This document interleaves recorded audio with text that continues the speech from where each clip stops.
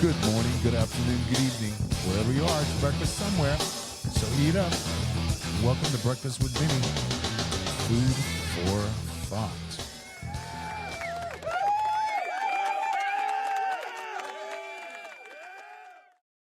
Hey, we have a very special guest once again today, a dear friend of mine that I haven't seen in a long time, that I've worked with over the years. I've had the pleasure and the honor of working with, who is legendary producer, engineer, and the author of Chairman at the Board, Mr. Bill Schnee.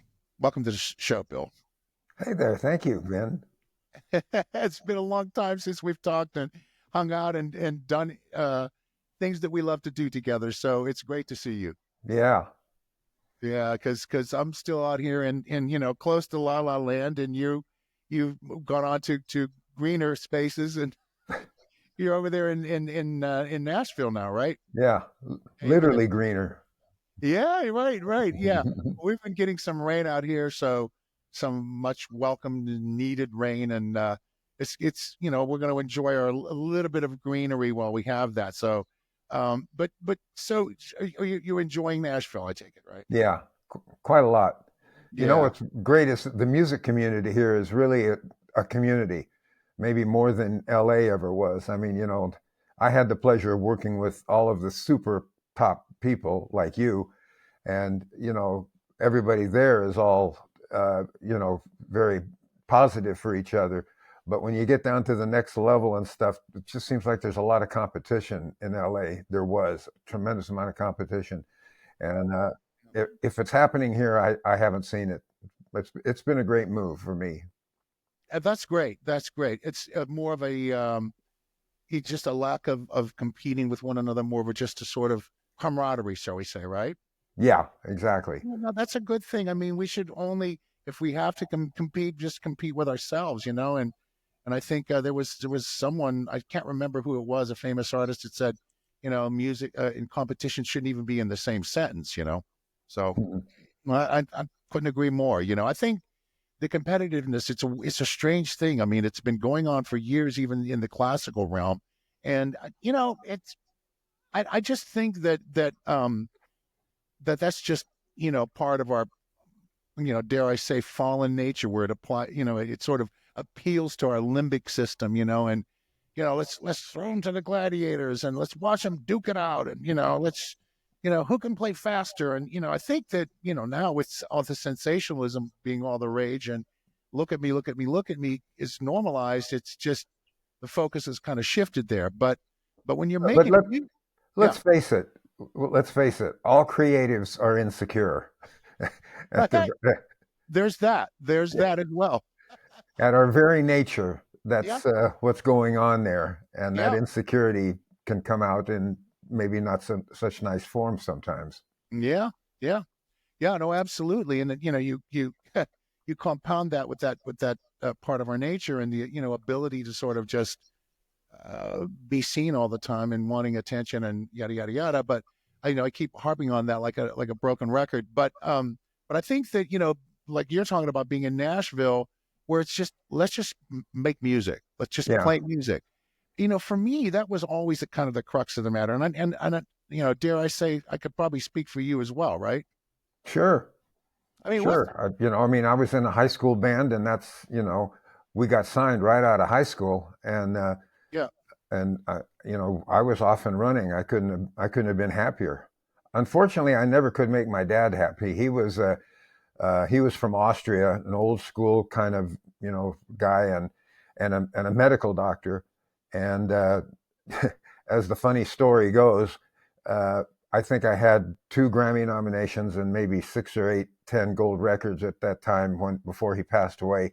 And he literally sat me down one day and said, "Bill, when are you going to get a real job?" And Really? yeah, he never got it. But which is, and I've always said, if I ever go to a psychiatrist, I'm sure that's where we'll start. But Oh my goodness.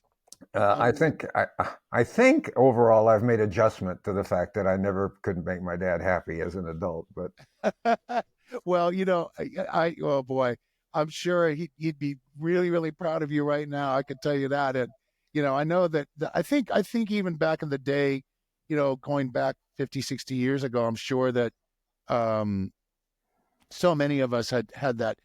You'd better have a backup because it was so volatile. And I mean, even more so now. But Yeah, yeah, yeah, yeah, absolutely.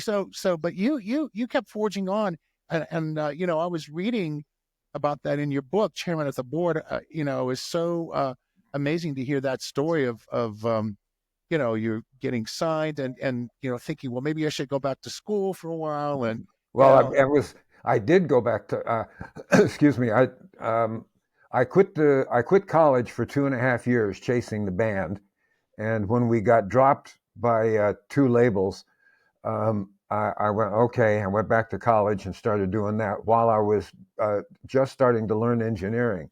And engineering came very quickly to me because all of my aptitude in school was in math and science. hmm So where that part of the left brain met the musical side of the right brain, engineering was just a snap to learn. So, hmm and I progressed very quickly.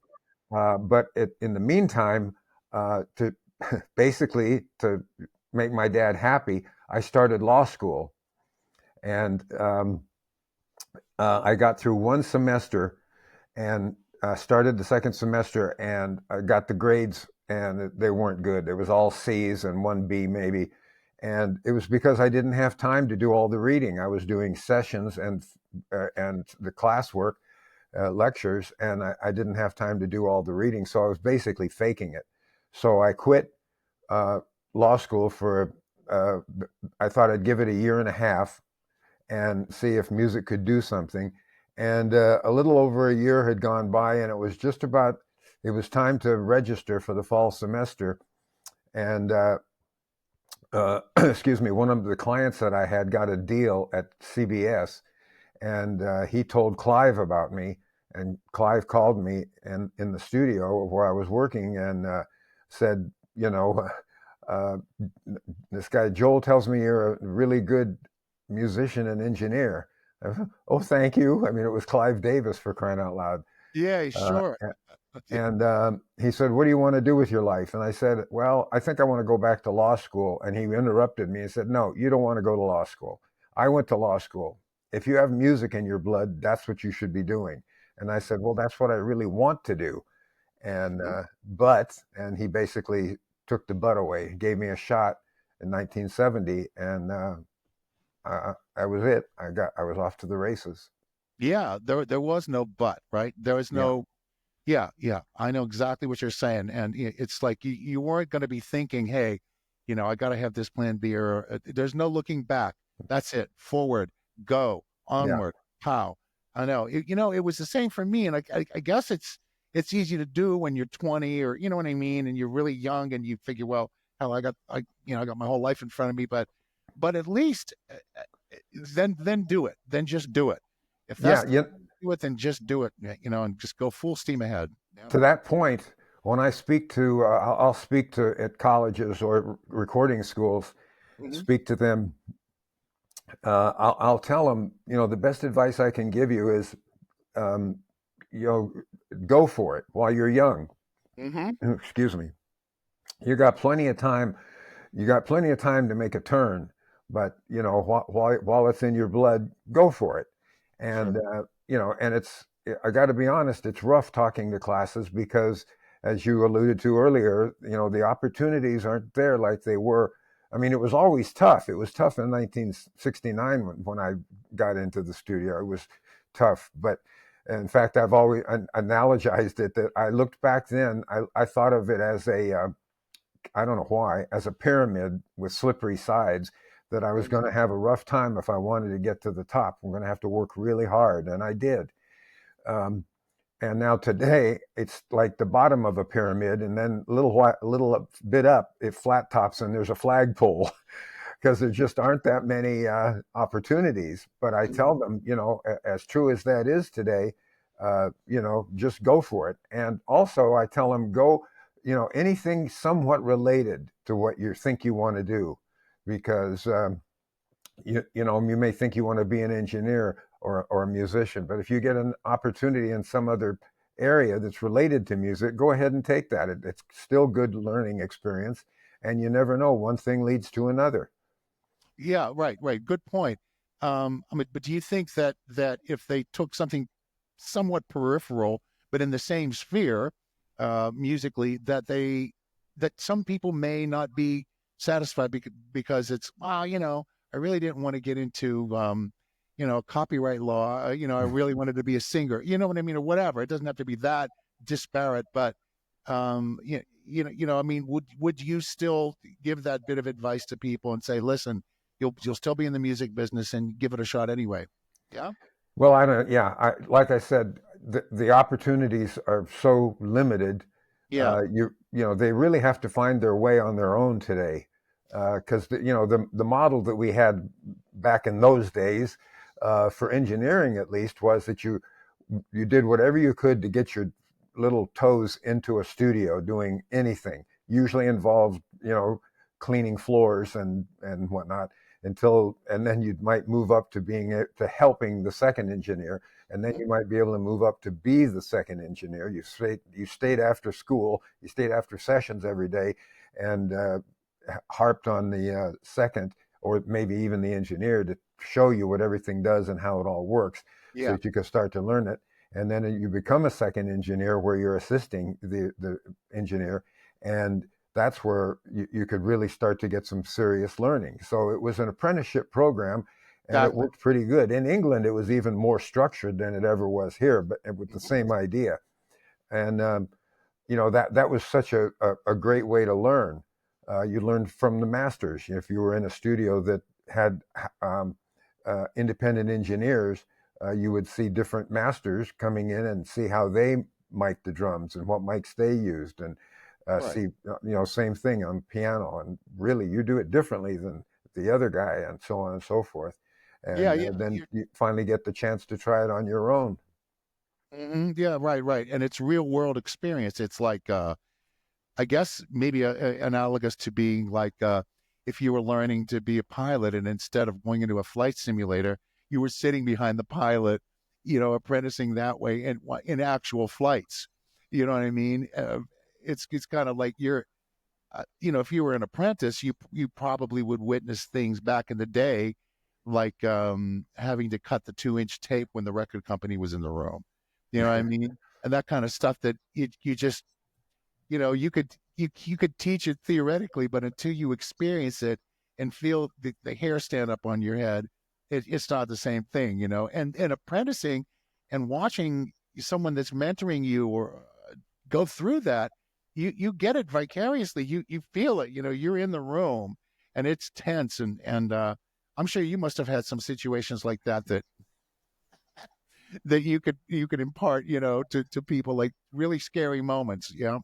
Well, so what happened is our second producer was a guy named Richie Podler. Do you happen to know who he was? Yeah, He produced Steppenwolf and most all of Three Dog Night, oh Black yeah. Oak, Arkansas, Souther Hillman Fury, a bunch of stuff. Blues Image, Hmm. phenomenal engineer, phenomenal producer, and he produced. We had our second deal with him producing us, and it was in fact the first playback in his studio, where I looked up at the speakers and heard something I'd never heard in a studio at that point, because on our first deal, which was with Decca Records, we recorded at Capitol and United Western, Hmm. and both obviously two of the best studios then and today. Well, today, if Capitol will please open back up.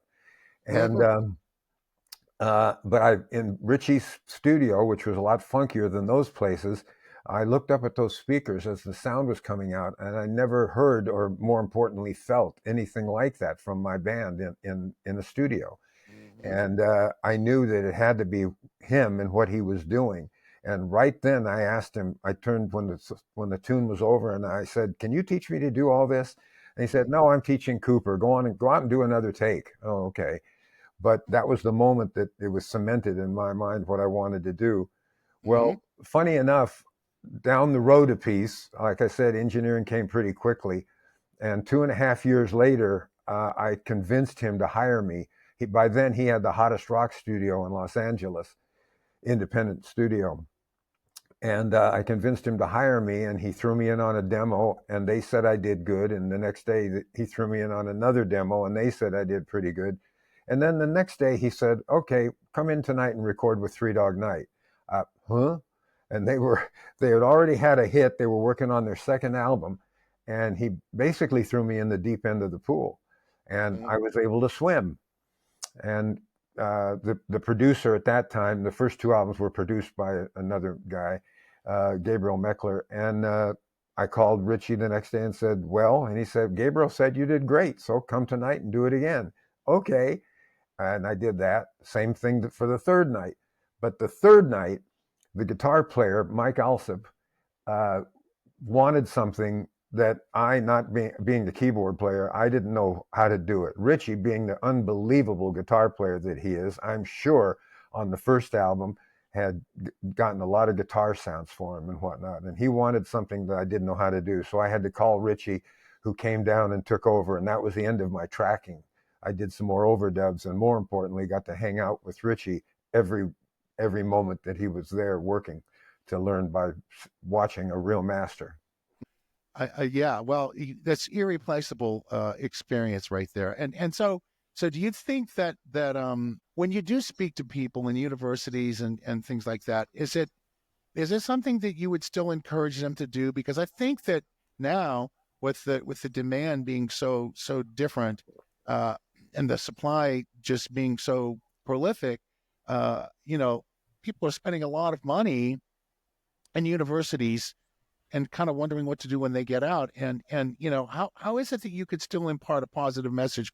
You did touch upon this before, and you said that look, um, just do it and do what you want to do and find something in music. But do you find it more difficult to do that? I think is the more appropriate question.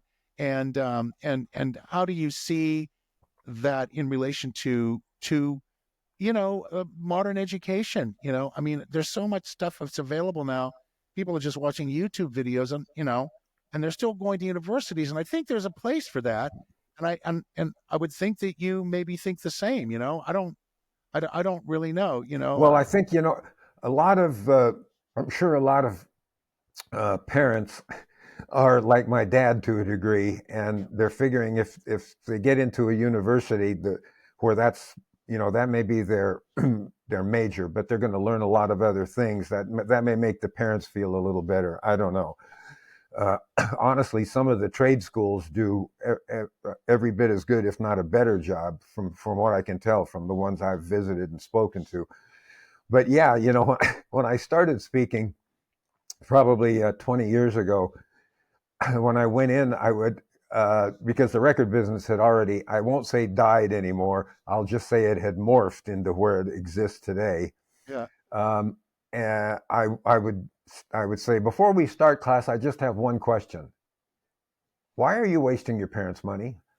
And when the laughter stopped, and usually the teachers didn't laugh, I would say, but seriously, you all know that it's not the same as it once was. And, I was very fortunate to come up at a time when, and I'd explain a little bit about the way it was. And, and tell them, if you're young, so go ahead and go for it while you can, but, be open to, looking at things down the road, and you can make a switch. Not a problem. It's so amazing to me, though, how music, obviously, this goes without saying to you and to, I would say, most people, that how important music is to everybody. Not everybody. A funny story. Um, my wife became friends with another lady, and they ended up, they're still great friends. They raised their kids together and everything. And I didn't. Uh, it was probably 4 years or something before the four of us, meaning I met the husband, and I met him, and he was very, very successful in the business world.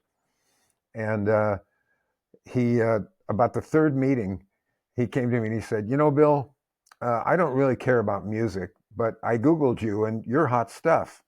And of course, it just stuck me. And you don't care about music, okay?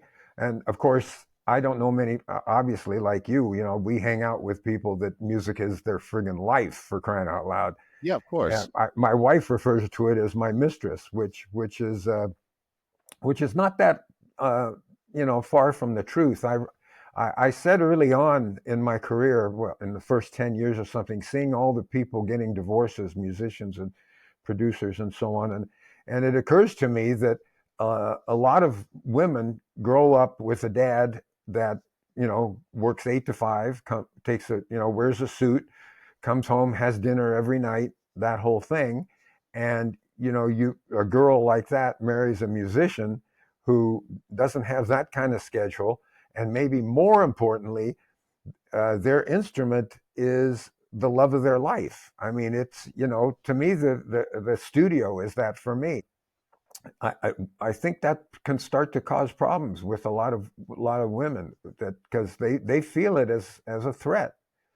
Yeah, Um, they don't understand that lifestyle either. Yeah, exactly. It's a lot of people can't because we don't we're completely different from that life. I mean, I'm very fortunate because my wife is a musician as well, so she completely gets it, and thank God for that.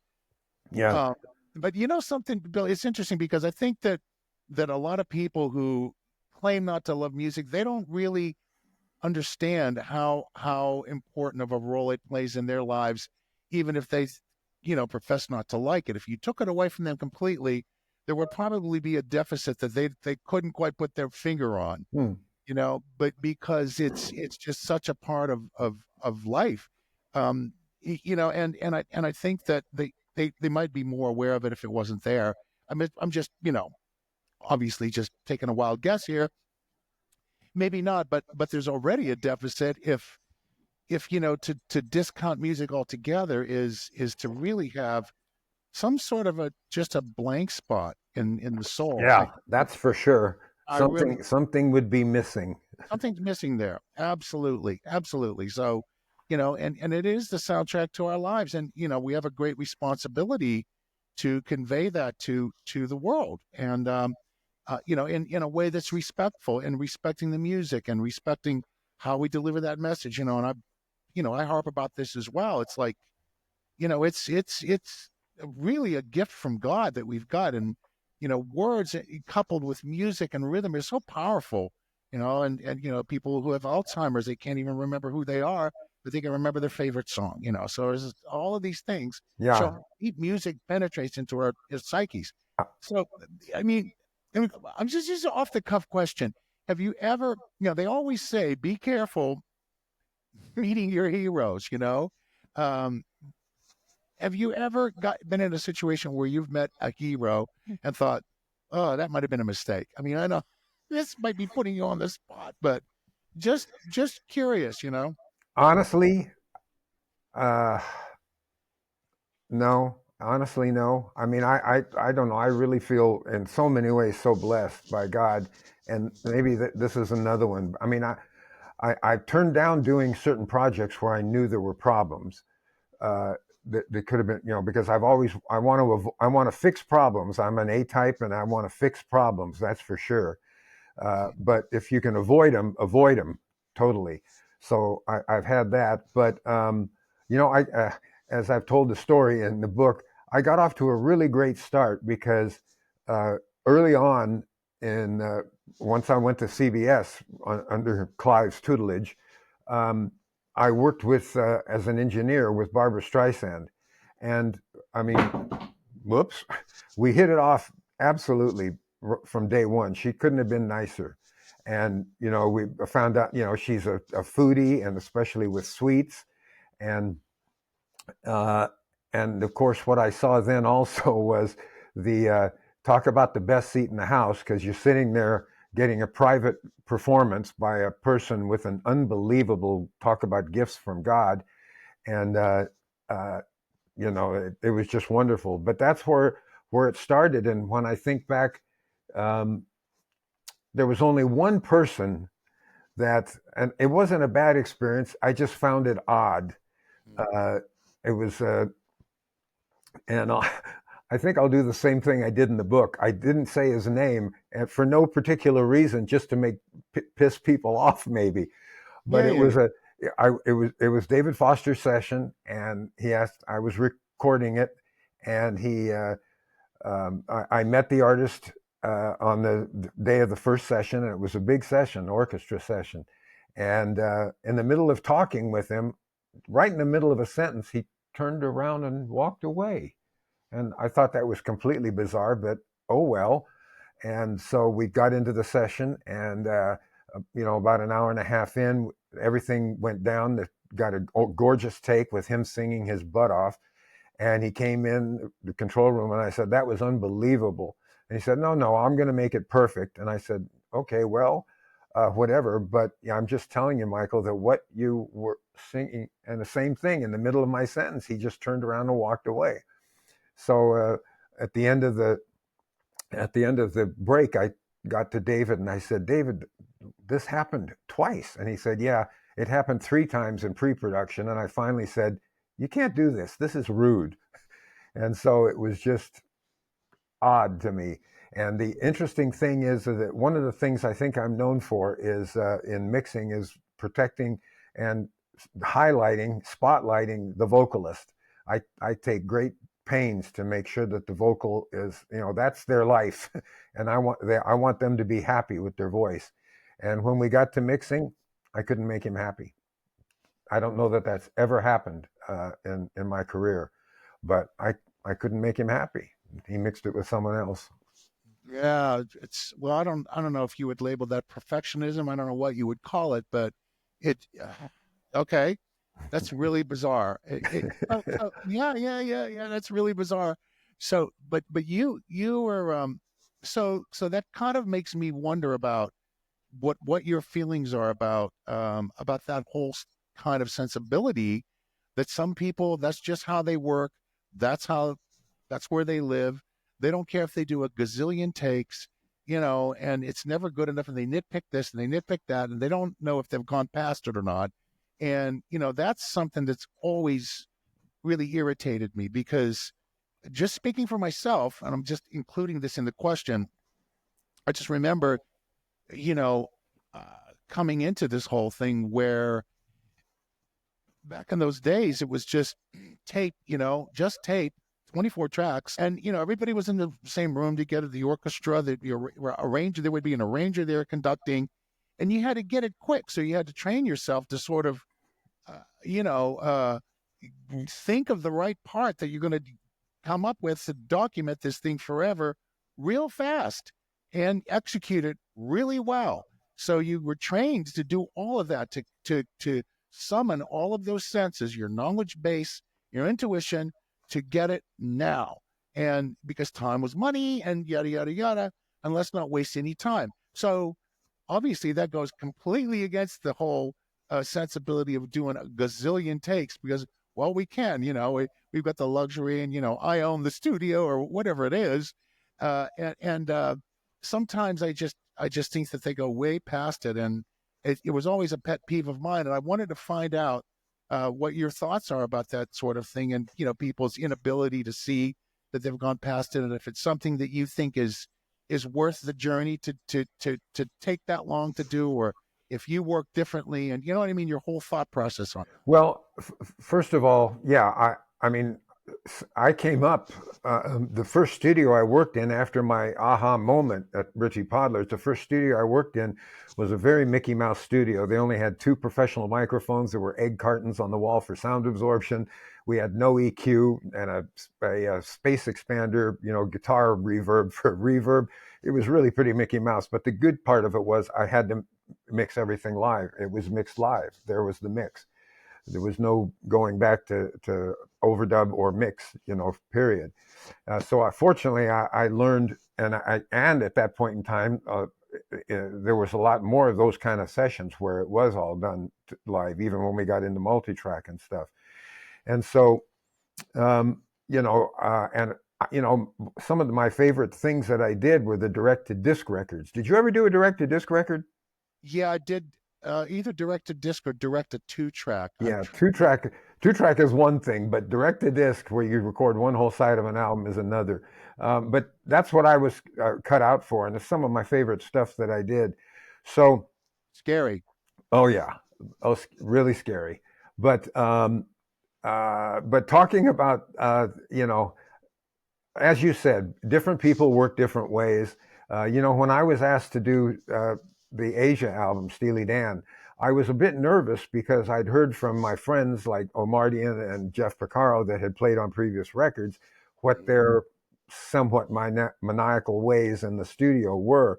So I was definitely concerned because I'm the no BS kind of guy. I like to move really fast. My creativity goes 80 miles an hour, and I hate to have to slow it down but you have to accommodate the artist sometimes. But I was very nervous about doing that record. But as it turns out, that record was completely unique in their lineup because it was yes, we did have different drummer every 2 or 3 days because they were always searching for the perfect drum track. So they tried different guys out, but they were completely professional sessions. We started at 2 and never went late into the night. Larry Carlton had done takedowns of their demos. They always had a really great demo, piano based demo they did, and he did takedowns from that. And there was a no drug zone, another thing that I understand might have been unique.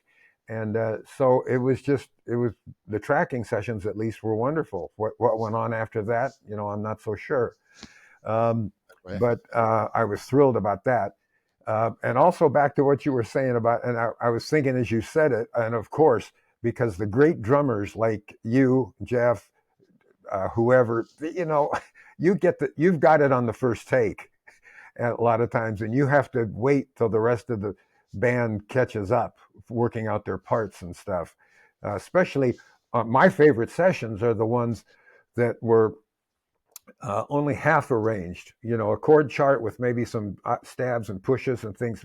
But basically putting the guys together and everybody contributing. Those are the most fun to watch the music materialize. Not that it isn't fun if you've got a great arranger with a great arrangement and it plays down the first time. That's wonderful too. But especially when there's some of that, the first type going on, I know that guys like you had to exert a good bit of patience to get through take 6 and 7 and so on. Yeah, well, I appreciate your kind words, Bill, but I mean, yeah, I've worked with amazing musicians as well, and it wasn't even. Sometimes it would be a question of them working at their parts, but more often than not, it would be sort of like, hey, what do we do now? What does the producer want that we're not hearing? Because we've kind of got this, and you can't Did figure you out what it did is. you did you ever work with Richard Perry? Yes, I have. There's there's the ultimate. There's the ultimate. Yeah, Well, there is the ultimate. Where got a story about that. I know you. I'm about 3/4 of the way through the book. Your book is outstanding, and I can't wait to finish it. I wish I would have finished it before this interview, but I've got something to look forward to, and it's thank really you. and what you devoted all that about Richard was amazing. But yes, I have worked with him, and if you don't mind, I'll impart a little story here. Sure. So we were at Cherokee, and that used to be on Fairfax. So we were booked for like a 3-hour session for Ray Charles, who they sent the tape back to him or something. He put his vocal on it. They sent it back to the studio, and his vocal was on tape. And so we're just doing this track. But meanwhile, a couple of the writers were in there too. They wanted to produce as well, or people that were involved in it. I think maybe one of them was a writer, maybe both of them. Anyway, so now you got Richard and these other people. And so it was a shuffle, if I remember correctly. We Oh, did it. We ran it down. I get on the first take. The next thing you know, here we go. What you need to do just this. This is before Pro Tools. This is tape, analog tape, right? So once you start changing stuff, there's no going back. you're losing. Yeah. Yeah, yeah, and you're losing all that quality as well. So this is going on and on and on, and I'm there, and they're changing this and nitpicking that, and blah blah blah. Meanwhile, now the horn players are filtering into the lobby and waiting because they're next. then the background singers are coming in the lobby is filling up with these people. And so everybody's getting nervous. And, finally Richard comes out and says, you know, can you go back to the first thing that you played? I said, no, I can't. I don't remember what it was. That was 3 hours ago and 100 takes and all these. Yeah, I'm sorry, but I'll do the best I can. But yeah, there you go. You know, Yeah. so no, There, obviously, I watched a lot of that go down. Funny enough, I heard when I started at CBS and to work with Richard, one of the assistants told me that on the first album that he did with her, Stony End album, that whether it was he or she or the combination of two people looking for perfection, they kept the whole orchestra there till 2 in the morning. oh, And the session was, I mean, the A&R department were green because it was just a fortune in those days to do that with the musicians. But mm-hmm. the funniest story about that I ever heard was from Jeff Porcaro, was who was telling me, we were having a discussion about Richard and his ways, and he said that they had done a session the week before, and they were on maybe the sixth time of coming into the control room, and they came in and everyone's going, yep, that's the take. And Richard went, yeah, it's great. But if we just do that, and Jeff said, no, that's the take. Oh, yeah, but I think if we incorporate what we had, Richard, next song, we're not playing it again. And they just the band all agreed with Jeff, and that was that. And he had to take it. He put his foot down. That's amazing. And I also remember back in those days that I mean, now you go into the studio and you got your own headphone box and you can mix all the stems the way you want and yada yada. But sometimes the stems sound horrible, and and if you don't have that, oftentimes I go in, it's like the headphone mix is really bad. And I think back to the days when it was all live and, you kind of rough mixing on the fly. Maybe the record company was going to show up and the engineer is like giving me something out of the bus of the console that made me sound like I'm in the record already. And it was just, I think that sensibility has gone away a little bit. I Oh, think yeah. Uh, seems to have. Yeah. For sure. The funny thing is, I was 17 when we got signed. I was pretty young, and um, I hated headphones. It was so unnatural. You have to learn to adjust to that as a musician because you're used to playing in a room with guys and all that. And I had a horrible time adjusting to them. So by the time I got to being an engineer and then I built my own studio, I'm sure all of the assistants I trained would be glad to tell you how I pounded it into their head about the headphone mix and how important that is because the take depends on how they're hearing what they and the other guys are doing. So that Amen. take is as much that take is in your hands, buddy. So you make sure that they're happy with it. Yeah, amen. And I remember working, at your studio with you, and which was a great studio, man. Oh man, oh man, and always having a great headphone mix. So I'm glad that you imparted that sensibility to those that worked under you. So, but that studio, you had a custom built console, right? Yeah, we built everything. Yeah, the console was very unique. It was single-ended, which means there were no transformers in it. Transformers slow the sound down. They're good. They're warm. They give character and so on and so forth. But my concept was to build a great room, and I have nothing but the seat of the pants and the Lord to thank for it because I talked to a couple of acoustical engineers about what to do, and they started talking about coefficients and everything. And all I said was, I just want a studio that when you walk in and talk, you hear something, you back to you. Like the studios were built in the 50s and 60s, where they were built to capture a live ensemble, and they had to have a decent sound. Because I grew up in the 70s when all the studios were built as dead boxes, because multi-track had come out, and the sound of one instrument in another instrument's microphone, called leakage, became a bad word. It was just a part of the sound in the 40s and 50s, but now it was a bad word because part of the advantage of having multi-track was that you could redo the arrangement in the mix down. Well, if you heard the spill of the drums in the piano, you couldn't take the drums out of the intro. You know, just the piano, you'd hear the spill, you'd hear the cymbals still.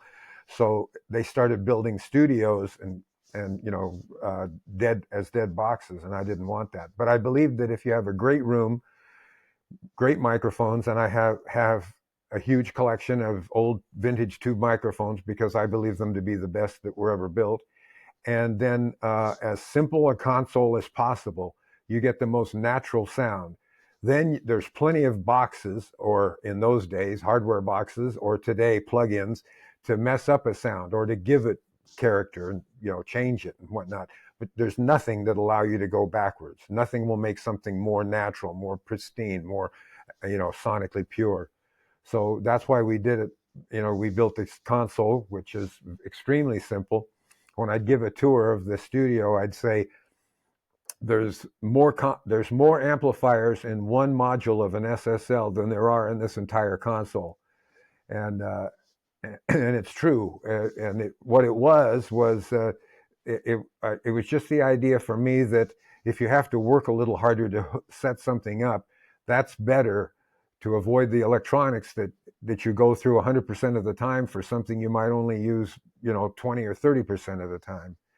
So that's why I did it the way I did it. And so yeah, it was a very simple console with really great amps, 2 amps in each module only.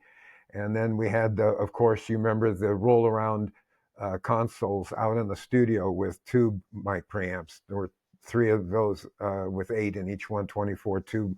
So you could select whether you wanted the warmth of the tube mic preamp or run it into the console for the transistor one.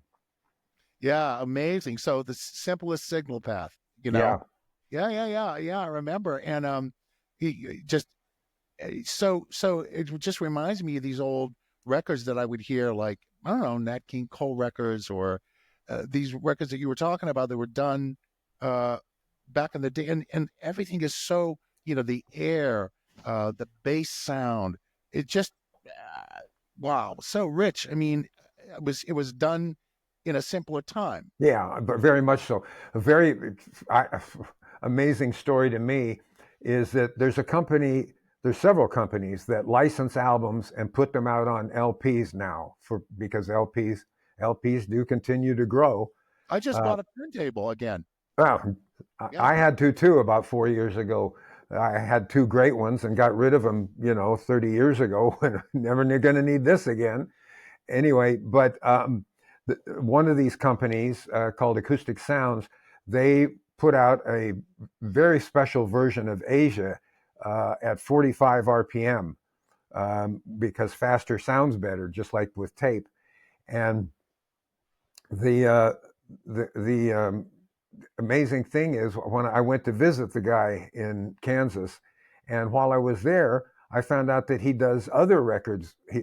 He's done others at 45, including some that were my first loves. When I got into hi-fi in junior high school, I started realizing that wow, that record sounds better than that one, and so on and so forth. Mhm. And of course, I like all kinds of music, so I had all kinds of records.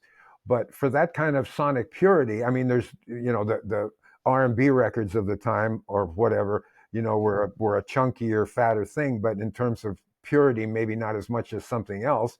And some of the most pure were Henry Mancini records that Oh, my okay. my good friend, rest in peace, Al Schmidt did. Mm. So I asked the guy in Kansas if he would send me some of the 45 RPM reissues of Mancini, and I put on my this is the first time in my life I've had a really great stereo system, and I put on Hatari, which was from a movie that Hank did, and it was Funny enough, 1962, and it was the first year that Naris gave an award for Best Engineered Album. Hmm. And Al got it for that album. And I put that on, set the needle down on the first cut. At the end of the cut, I got up and took it off and came down and told my wife, I think I should sell insurance. All I can tell you is that 1962, there wasn't a transistor in the house. Everything was tube up and down the line. And Uh, and it turns out that the original RCA studio, which was on Sunset and Vine, not the two that you and I worked in farther up on Sunset. That original studio, Al told me, where he did those records was an amazing room, and it was. And it's just, it was really hard for me because have we really gone forward in certain ways? You know, it's I agree. I mean, you're talking about these microphones. I mean, look at the Neumann and the Telefunkers that were built what in the 40s, you know, 50s, yeah. 50s, right? Okay, so they just said, build us a microphone, a great microphone, and it's the high watermark still to this day. So yeah, it begs the question as we move forward. Now you're talking about 45 RPM, and this is special edition of Asia, which I'd love to hear that and get my hands on that It's one. gorgeous. I bet it is. And so but and because it faster is better, just like tape. What about the people and proponents of 15 ips non-Dolby 16 track head stack, the bass will just really rattle the room, and that whole concept versus faster is better on tape. Yeah, well, it's very simple. The faster you go, the the better the top end, the more transparent the top end, and the less solid, for lack of a word, the bottom end is. So the frequency response is still there in both cases, or however you want to do it, but that's what it is. So if it's at 15, as you say, the low end is very fat and chunky, and and of course it's a little noisier. So then comes Dolby, and then there's a fight over whether you like what that does to the sound. So it's all compromises up and down the line. The joke used to be we should have a three-way system where like a three-way speaker that has crossover, and you'd have the bass from a tape going 7.5, and the mid range up to about 8K on 15, and then 8 up to the sky on 30 IPS. Right, right. Yeah. I personally, I listen. I have in our living room, and also in my little office here, we have those a couple of pair of old acoustic research speakers, AR speakers. I have it in here. I have the AR-18Ss. I found a pair and had them refoamed and reconed, and they sound so amazing. And the two AXs out in the living room, and they're just beautiful. They're sort of second tier to the threes, but the threes are at 4 ohms, and so you need a little more juice to power them. And these are really efficient, but yeah, praise all that old stuff. Um, so yeah, it is a bunch of compromises. Are you of the school though? No, let me rephrase this question. What's your take on, you know, some people are still say that analog sounds better. Okay, here we go. I know. I didn't. I was reluctant to open that one up, but No, yeah, it's good. great. It's great. How long is your show? No, just kidding. Um, Here's the deal. Um, the analog. Okay, they started on, forget the wax, cutting on wax in the beginning, then cutting on wire, then all of a sudden the Germans developed this concept of analog tape, and that's what we all know or knew as the sound of music. Hmm. Tape has a sound. It is not a mirror. It tries to be, as hard as it tries to be. We just talked about the fact about the different tape speeds and what that does to the frequency response up Sure. and down.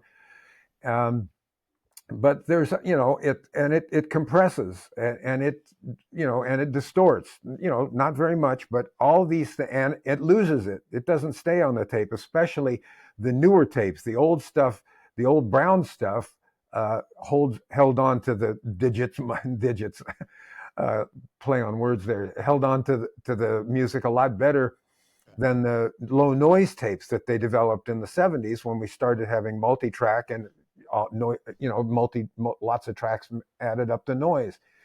So it's it's never been a mirror. It's never been, in other words, like if I was recording you and a band in my studio, and I'm listening through the glass, as it's called, and you come in and I rewind the tape, I don't hear exactly what I just heard. Now it's really close. It's, but it's not the same. And and as I said, and that's the best it'll ever sound, because that's all we had was low noise tapes in the multi-track era.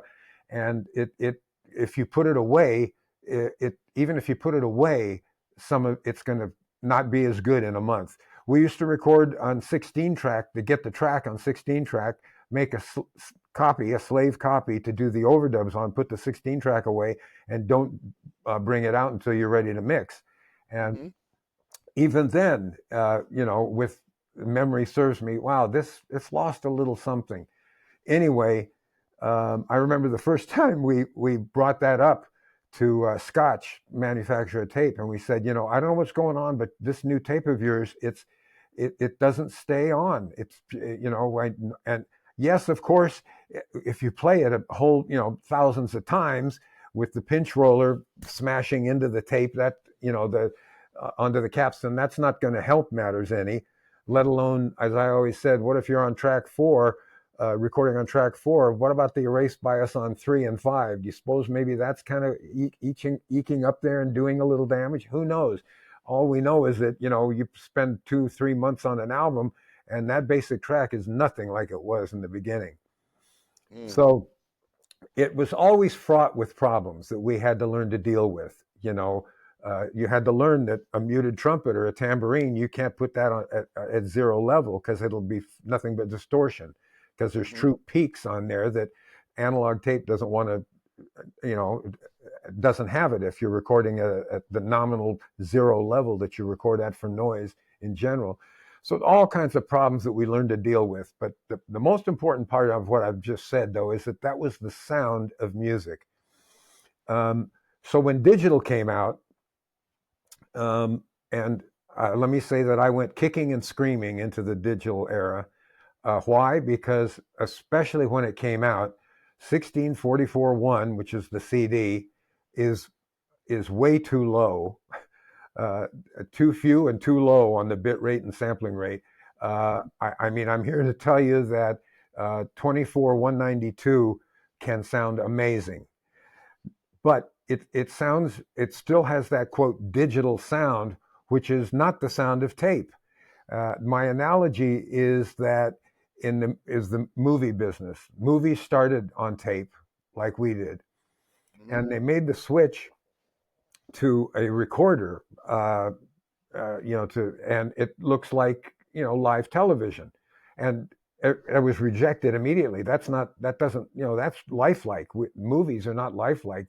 But if we'd started on that lifelike and then gone to the recorder, now digital recorders, you would have said, "Wow, look at the color. It's all just distorted. I mean, it's bleeding. The colors are bleeding. It's not very sharp either. Look, it's not sharp at all. It's because you would have gotten used to the accuracy of what we're seeing now on these cameras, and that's the way it is with tape. We got used to that sound, and that was the sound. It was incorporated into the sound of music. So now, like I said, of course, with movies now, they have the technology to make a digital camera look like film. When they process it, they can make it look much more like film. So I'm sure the lion's share of movies now are being done that way, since it's so much cheaper. Yeah. Uh, and of course, we have in music, in recording, we have all kinds of tape machine plugins and so on in the digital for your DAW to try to mimic the sound of tape. Doesn't really do a very good job, to be honest, but it is what it is. So that's the way I've looked at it. And like I said, having gone kicking and screaming into the digital era, 24 192 with great converter can sound amazing. Gotcha. That's a great encapsulation of everything that you said, Bill. That's really is. I mean, people can get used to anything, but we both of us have that scope of years that we've lived through both of them to sort of be able to compare them in a way where we understand that that film or analog is an analog versus a lifelike representation, but there's an aesthetic to it that we sometimes go back to because it just it just looks pretty or it sounds pretty, and there's something to that that is pleasing, for whatever reason, whether there's harmonics being added or, on in the sound part of it, or whether or not there's something that's pleasing to the eye, and that goes for 24 frames per second as well. I think there's something to that besides the economy of it that has been talked about, where it has some kind of aesthetic. But It's um, familiar. That's that. yeah, that It's too. Yeah. there's a familiar, and what's funny is that to me is that recently. So I've been doing some uh, very high resolution live recordings, live to 2-track recordings on Mhm. some proprietary equipment that I have with all of the Sheffield Lab stuff, microphones and preamps and stuff. And I recently my idea it's a record company that I'm hoping to launch soon, and it's the idea originally was to put it on Blu-ray because that will take 24 192 uncompressed and sound as good as it can, and and uh, and now I'm beginning to wonder if it shouldn't be on an LP uh, as well, or maybe just with a thumb drive, whatever. But I had some transcribed onto a disc recently, and playing it off of a disc, and that now that's a whatever you think of that generation, that is, ostensibly there's nothing that the copy is as good. I mean, they tried to sell us on the fact that digital will do that, and clearly it does it better than anything. Mhm. But this generation, meaning it was the disc, the digits were played back and put into the analog form that went onto the cutter head and made a disc. And I came home and played it on my hi-fi system, and there again, there's a certain kind of familiarity that little sharp thing wiggling around as the record spins. There's something in that wow, you know what I mean? It's not necessarily better, but it was like somehow more soothing and more. And I think it's because there's a familiarity, like you're referring to with regard to analog, that's just we're just ingrained with, which is interesting because uh, it'd be great to find a kid that has come up in hi-fi. Of course, I guess if they come, I mean, they all come up in digital now, Yeah. unless their dad makes them sit down and listen to a record or something, or analog tape. But it'd be interesting to have someone that only had ever heard digital and then start listening to tape to see if they would have a similar effect in what they The were other way around. Yeah, hearing. I'm sure someone has done that, but if not, I just think that it's beyond familiarity. I think that there's something to it that just has a warmth. It's like comfort food. You know what I mean? It just sounds that way, and I wonder what people would think of too. That would be a great thing to do. I've often said the same thing, like have someone who just came up with digital. Okay, you're just going to sit in a room and here's what we're going to do. We're going to give you this system. You're only going to listen to the records. That's it. And you can listen with headphones or these really good speakers for 6 months, and then come back and, put your earpods on. And yeah, that that that would be that would be a great experiment. somebody's got to have to do that. So Bill, what is your biggest pet peeve when it comes to recording? let's say tracking or having to mix someone that's giving you some material, either one of those situations that's already been pre-recorded and said mix this, you know. You have any pet peeves in that area? I don't know about pet peeves. Um, a lot of things that I wish people didn't do sometimes. I mean, in the studio for recording, like I said or alluded to earlier, I want to go quick. I'll go as slow as I have to make the producer and artist and musicians happy, kind of thing. But I like you don't like getting bogged down. That would be a pet peeve. Is that when it becomes drudgery, that's not, to me, that's not fun. That's not creative. Yeah, exactly. Yeah, it isn't. It does become drudgery. Absolutely. In mixing, in mixing, uh, I mixed a lot of records with Richard Perry, who there was a pet peeve, was mixing with Richard Perry. It was always difficult because you could never, uh, there was no start, middle, and end. It was just sort of like you got in the and swirled and just kept going and going and going. And more than once, he would come in and I'd have a mix where I thought it sounded and felt really great. And 3 hours, 4 hours later, more than once, I went back and played him the first one. He would, I think, one time he took it, but more often than not, he'd say, "You're right. There's a lot of really good parts in this that we've lost. Let's see if we can get them back." And it was on for more. The Yeah. funny one to me is, my favorite story about that is with regard to the Ringo hit "Photograph" Mhm. that we did together, and we all knew that was going to be the first single. We knew it was going to be a hit. You don't always know that, as you know, but that one we really felt strongly about. So we mixed it and then went to the mastering lab, and he listened, and then back for another 6-8 hour mix the next day, and come back to the mastering lab. And it was the fourth, might have been the third day coming back after I mixed it at least 3 times. I know that. And he's sitting there listening, and then he listens to the one from 2 days before and the one from 3 days before, and driving the mastering engineer crazy too. And finally he says, "I think we got it. We are so close now." And I stopped him. I said, "Richard, let me stop you. You, me, and that 16 track tape will never be in the same room at the same time again." I said, "You either let me go in and mix it alone, or you get someone else." And he goes, "Oh, very funny, Bill." "Richard, I'm dead serious." And I was. And he said he had no choice. He said, "All right, go." And I did it in an hour and a half, 2 hours or something, because I at that point I knew what he wanted out of it. It wasn't hard. So, Yeah. and and I was able to, just from that one, have because that's, everyone talks about the rough mix sounding or feeling so much better than a mix that's been labored over for 6 hours. We've all Yeah. lived through that. Yes. Very common occurrence. And that's kind of what was there. I mean, it wasn't a rough mix, but it was definitely my first instincts, and not, hung out to dry for 4 or 5 hours.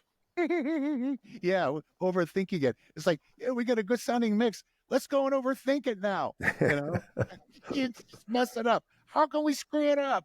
You know, I And the mean, most common thing, yeah, yeah, this, you want a pet peeve? This would be it. For someone that, and Richard was always guilty of this, because he was always searching for something better, and he yeah, couldn't let go. He, I think you have it, Richard. No, no, one more, kind of thing. But to me, there's no such thing as a perfect mix, or one great mix, one perfect mix. There's a lot of great mixes. There can be more than one, the different way to balance everything up that still feels great, conveys the song and everything that the artist and singer want out of it, and so on and so forth. But what a lot of producers end up doing when they start they start thinking, and Richard was excellent at this. He would look down the faders, and see guitar. Is there enough guitar? yeah, I think there's enough guitar. Let's try it with a little more. I mean, that kind of thing. And what I said it boils down to is he starts. I look at it as when it's done a beautiful lush forest, and he's looking at individual trees. Well, I don't know. That oak back in the back is a little too tall. Oh, okay. And this maple, Japanese maple over here, I think it's one thing after another, and you end up with a bunch of trees and not a forest. And you have all the things that you think make it better, but does it feel as good? And that's when I had those mixes times when I went back and played him the first one, it was, but listen to what feels better.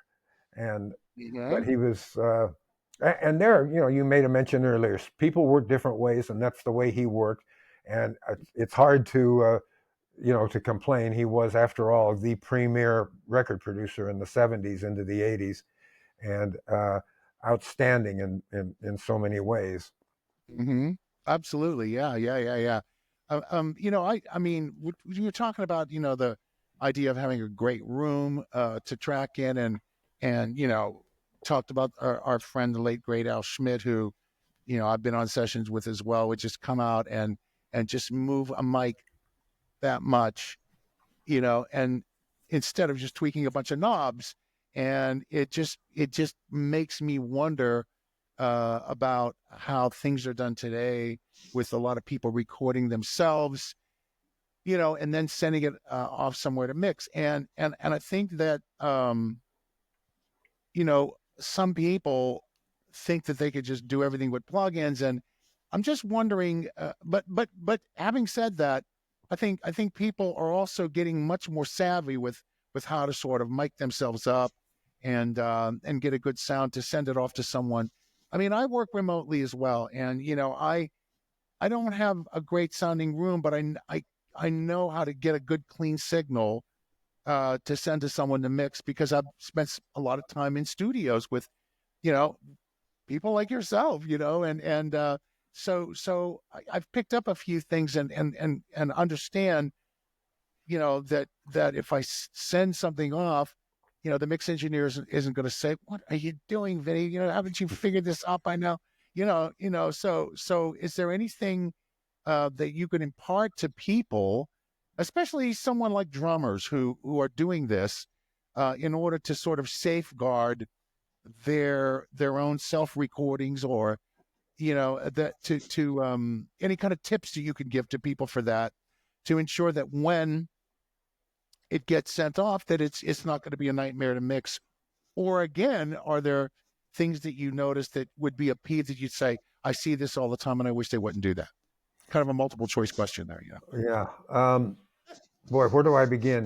First of all, one of the first people I knew was Ray Parker Jr. That he got signed to Arista, and he took his advance and went down to Audio Industries on La Brea Boulevard and bought a, a console and a tape machine, and and he had one of the Motown engineers come over in another bedroom and mic up a drum set, and he made the first record completely on his own, with a couple of friends. But I mean, doing it like that. And then now, as you say, I don't know about you, because you've moved. I know your old house, you had a great setup. I mixed stuff that you had done there, and it sounded great. And so when you try to push that to kids starting out, I don't know how it. I wouldn't know what to tell them. Try to make friends with an engineer that can perhaps come over and set it up for you and show you how to, how to get it done. Sure. Uh, Yeah. Makes sense. Yeah. You make friends with an engineer. Yeah. I completely understand. I think that it would serve them well and all of us well to just learn some very, very important basics about that.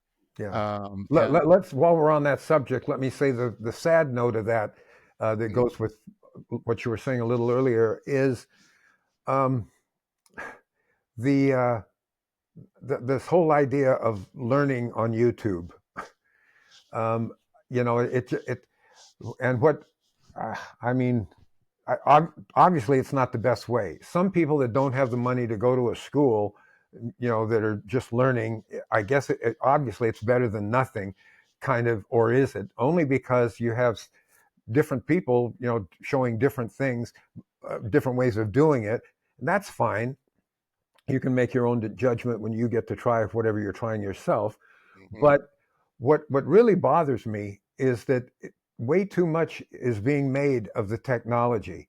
I think one of the great things, you talked about Al Schmidt and the drum sound. I came up in the same era, a little later. I think I was 13 when Al got in the business. But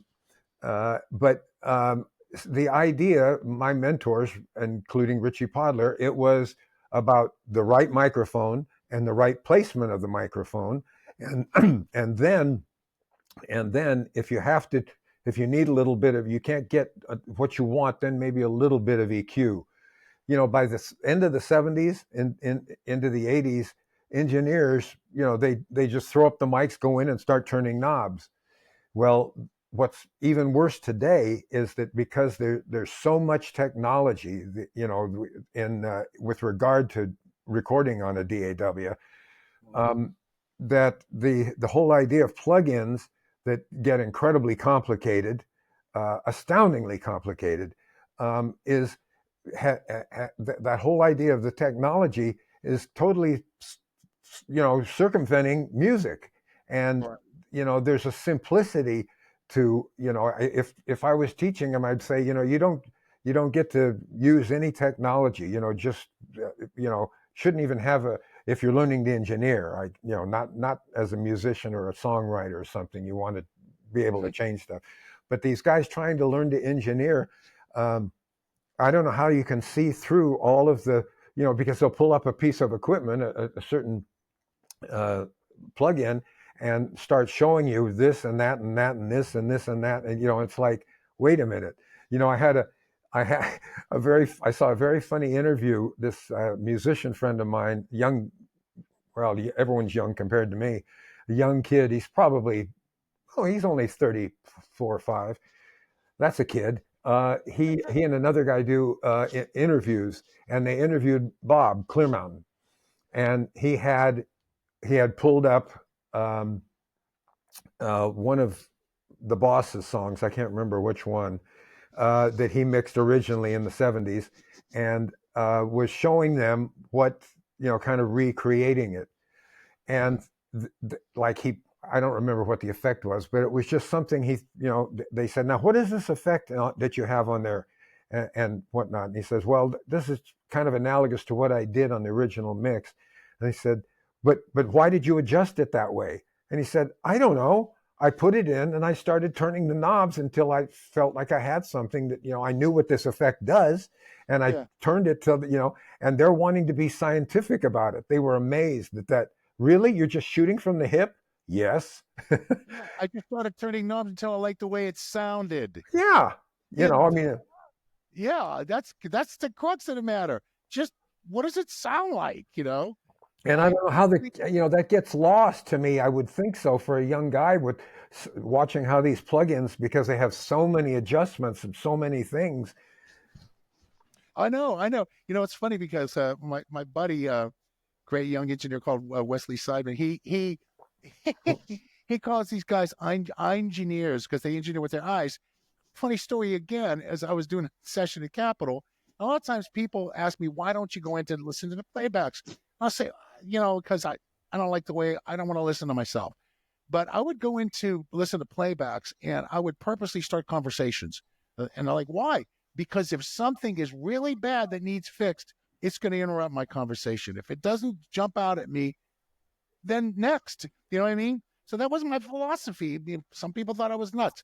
Anyway, you know, I'm listening, and all of a sudden, I'm having a conversation rather, and all of a sudden, it jarred me, and I looked over at this guy at Pro Tools, and I and I walked over to him. And I said, "Everything sounds different now, and not in a better way. What is happening? What are you doing?"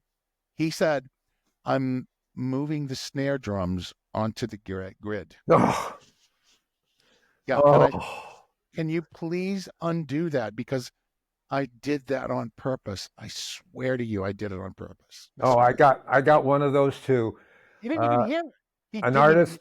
Oh yeah. Go ahead. Co- common sense. What happened to common sense? So an artist that I'd mixed at least 2 or 3 albums, one of them very successful, instrumental artist, came in with a new album, and it was a new drummer on the scene who has incredible feel. And I open up the first song, and there must have been 300 edits on the drums, where he has taken the feel completely out of it. He's just made it like a drum machine, and I couldn't believe it. I mean, why did you hire him? You know, I'm a wannabe drummer. I could have done that if you're going to do that, for crying out loud. I mean, Yeah. I just don't get it. You know, why would you hire somebody for what they bring? You know, and especially because I'm way into drummers and the feel that different drummers play with and stuff, and it just blew my mind. Yeah, it's crazy. It's kind of a form of insanity, I think, you know. That's really funny, Bill. So, I got one final question for you. If, your body of work is so prolific and so amazing. I mean, we're talking about Asia to Marvin Gaye. We can go on and on and on and on. I mean, just incredible stuff, working with some of the Beatles. And I encourage everybody, if you haven't read Chairman of the Board, go and read it. I'm finishing it now. Like I said, I'm about 3/4 of the way through it. It's an amazing book, and please go and read it. And with your body of work, Bill, do you have any sort of, I wish I could have worked with this person, or I could have worked with that person? Is there anyone that got away? Um, That's a Phil tough Collins, Phil. Okay. great drummer. Yes. Talk about feel, drum, drummers that feel. Great feeling drummer, great songwriter. Yeah, that's the one that got away for me. Well, Phil, if you're listening, Yeah, unfortunately, he's not doing well anymore. Not making music. Not making any more music. It's very sad, but yeah, I loved his records. yeah, yeah, me too. He really is. I mean, I remember from years ago with Brand X, and his following his whole career, and he's just amazing, amazing guy, and a wonderful guy too. Wonderful guy. I met him. The first time I met him was when Genesis was on the same bill as we were, and it was my first gig ever with Frank Zappa, and it was in a little town called Ulm, Germany, and it was like an outdoor concert, 100,000 people. It was like Woodstock in a little town, and there were a bunch of bands on the bill, and one of them was Genesis, and I got to meet Phil and talk to him, and I think Peter Gabriel was in it then as well, and the Tubes were there, and the Boomtown Rats with Sir Bob Geldof and Joan Baez, the Mahavishnu Orchestra, you know, Genesis, Frank Zappa. They did those kinds of things in those days where they just would mix a bunch of acts together and everybody loved it. Nobody was like, wait a minute, that's a different genre. They shouldn't be here. They didn't sign up for this. It was just like, no, it's all music, man. Here we are. Let's go sit in a field and have a picnic and listen to some great stuff. So, but Phil was there and I met him, and he was just the sweetest guy ever. And I just wish him well. I really wish him well. And Yeah. yeah, yeah, Since since you brought up Zappa, I'm going to tell this story. Uh, you know what it is? no, but I'm just I, go ahead. Okay, so in the year of our Lord, 1982, I was called to produce the end title for a Richard Pryor movie called Some Kind of Hero, and they had hired someone else to do it, and the session was booked and everything. I don't know what happened, they but we were good 2 weeks out, and they said, um, now we have a band, but if you want to keep any of them, you can. If you don't, you can. We'll let them go. We got plenty of time. Oh, okay. So they went through the band, and it was like, yeah, okay, him, yeah. Robbie Buchanan, who's that? I'd never heard of Robbie Buchanan, and so at that point, and so they said, I don't know. David Foster recommended him, so I called David, and David said, yeah, hire him. He's better than I am. and uh, and then I can't remember bass, but drums was Vinnie Colaiuta. And all I knew about Vinnie Colaiuta was that he had just come out working with Zappa. And he was a jazz drummer that could play in any time signature and everything else. And I'm looking for a straight ahead R&B thing. So I was nervous about that. So I said, I feel better if I get someone, different to play drums. Do you remember this yet? Okay, keep going. Okay. So they said, okay, who do you want? And I think I got Carlos Vega. And Great drummer, by the way, a good friend of mine. May you rest in peace. yeah. And so uh, the session, I get to the studio in the session and I look out and there's two drum sets and you're there. And I went to the film guy and I said, you didn't let him go. And he said, I'm sorry. I'll take care of it. We're going to pay him. It'll be okay. It'll be okay. Okay. So that was awkward, but whatever. And then I think it was about 5 years later, you were in my studio. It was around 87. You were in my studio and we'd just done some take on something, real straight ahead thing that you played your ass off. And uh, yes, we were standing at the urinals together. And I said, Vinny, do you remember? Do you remember several years ago going to? Now I can't remember what studio. The record plant. Do you remember going to the record plant for a film date, a film cut, and getting let go before you played? He said, "Yeah, kind of." I said, "Well, I was the producer that did that," and I told you. I said, I I'd never worked with you, and what I'd heard about you was that you might not be the best call for a straight ahead thing.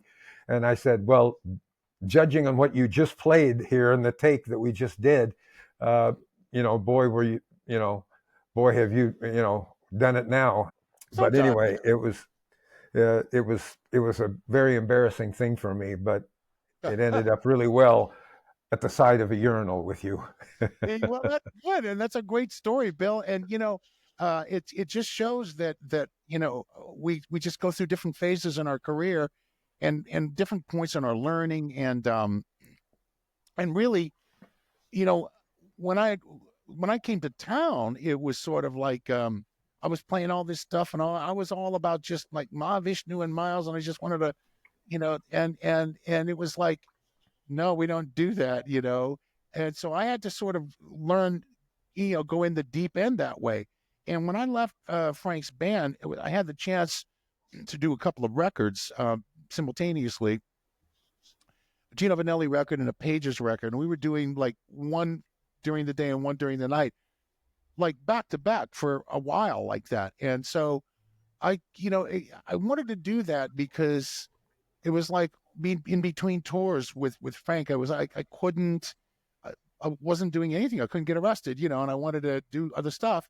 So eventually, it grew into a session career, but I had to learn. I had to learn how to do that and how to play simpler, and not only just simplicity. It's really about playing the right thing. I realized that this black and white concept of simple versus complex, that's not even it. It's not it at all. It's just playing the right thing, and not thinking. People used to think back in those days, drummers, and musicians would talk to one another about, oh, you played the right thing, and I bet you wanted to do something you thought you could get away with. And I'm like, you're missing the point. You're missing the point again. Sure. I don't wish to get away with anything. I just want it, because if I'm laying it right, whatever it is, then I'm not going to miss anything. Yeah. Why would I miss anything? There's nothing to miss. So it's really that kind of concept.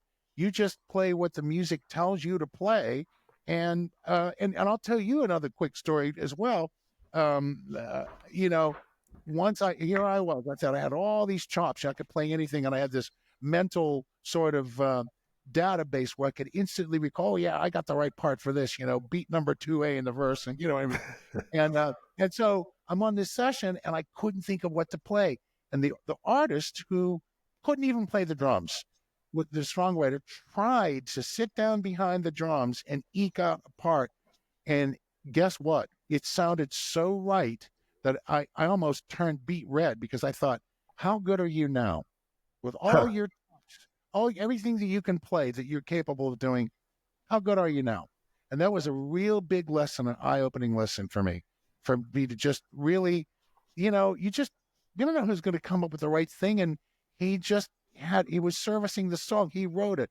He knew what he wanted to hear, but it just happened to be the right thing that I couldn't come up with, you know. Yeah. And it just really taught me a lot. Yeah.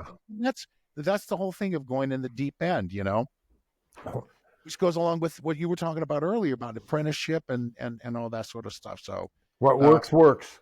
yeah, what works. And man, oh man, I am thankful for you, Bill Schnee, and I'm thankful for the time that we got to work together and everything that you have done and brought to music. And I hope that we can do more. Oh And boy, so do I. yeah, absolutely. And thank you so much for giving your time and your wisdom and your experience and expertise, and for coming on the show. My pleasure. It really is. Yeah. All right, Phil. God bless you, brother. And you too, buddy. Thanks for listening. Stay tuned for the next episode of Breakfast with Vinny.